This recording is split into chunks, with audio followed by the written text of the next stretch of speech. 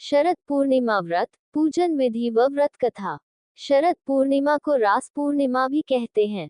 मान्यता है कि संपूर्ण वर्ष में केवल इसी दिन चंद्रमा षोडश कलाओं का होता है।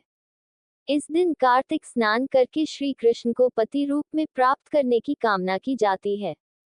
देवी पूजन करने वाली कुमारियों को चीरहरण के अवसर पर दिए वरदान की याद आई थी और उन्होंने मुरली वादन करके यमुना के पुलिन पर गोपियों के साथ रास रचाई थी।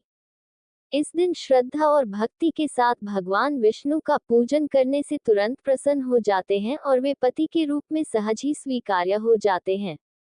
आश्विन मास शुक्ल पक्ष की पूर्णिमा के दिन प्रातःकाल आराध्य देव विष्णु को सुंदर वस्त्राभूषणों से सुशोभित करके आसन, अर्घ्य, स्नान, वस्त्र, गंध, अक्षत, पुष्प, धूप, दीप, नैवेद्य, तांबूल, सुपारी, दक्षिणा आदि से पूजन करना चाहिए। रात्रि के समय गोदूग्ध से बनी खीर में घी तथा चीनी मिलाकर पूरियों की रसोई सहित अर्धरात्रि के समय भगवान को भोग लगाना चाहिए। रात्रि जागरण करके भगवत भजन करना चाहिए। चांद की रोशनी में सुई पिरोएं। पूर्ण चंद्रमा के आकाश के मध्य में स्थित होने पर उसका पूजन करें। खीर से भरी थाली रात को खुली चांदनी में रहने दें। दूसरे दिन उसका सबको प्रसाद दें तथा स्वयं खाएं। पूर्णिमा का व्रत करके कहानी सुननी चाहिए। कथा सुनते समय एक लोटे में जल, गिलास में जल, दोनों में रोली तथा चावल रखें। कलश की वंदना करके दक्षिणा चढ़ाएं, टीका काढ़ें। गेहूं के 13 दाने हाथ में लेकर कथा सुने, फिर गेहूं के गिलास पर हाथ फेरकर मिश्रानी के पांव का स्पर्श करके गेहूं का गिलास उसे दे देवें। लोटे के जल को रात में चंद्रमा को अर्घ्य दें।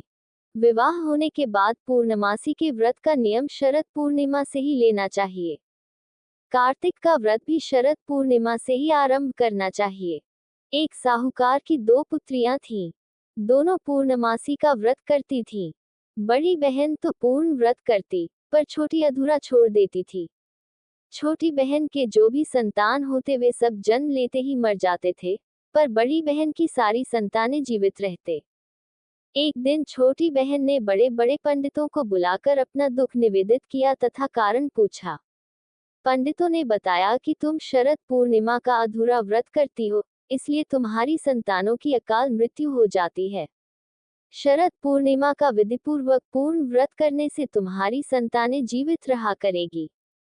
उसने वैसा ही किया। उसका एक लड़का हुआ और वह शीघ्र ही मर गया। उसने उस लड़के को पीढ़े में सुलाकर कपड़ा ढक दिया। बड़ी बहन को बुलाया और बैठने के लिए वही पीढ़ा दे दिया। बड़ी बहन के बैठने से ज्यों ही उसका घाघरा बच्चे से छुआ, वह रोने लगा। बड़ी बहन ने कहा, तुम मुझे कलंक लगाना चाहती थी।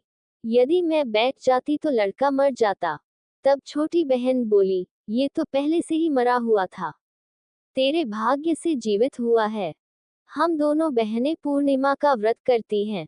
तू पूरा करती है और मैं अधूरा, जिसके दोष से मेरी संतानें मर जाती हैं। इसलिए तेरे ही पुण्य से यह बालक जीवित हुआ है। उसके बाद उसने नगर भर में पूर्णिमा का पूरा व्रत करने का ढिंढोरा पिटवा दिया।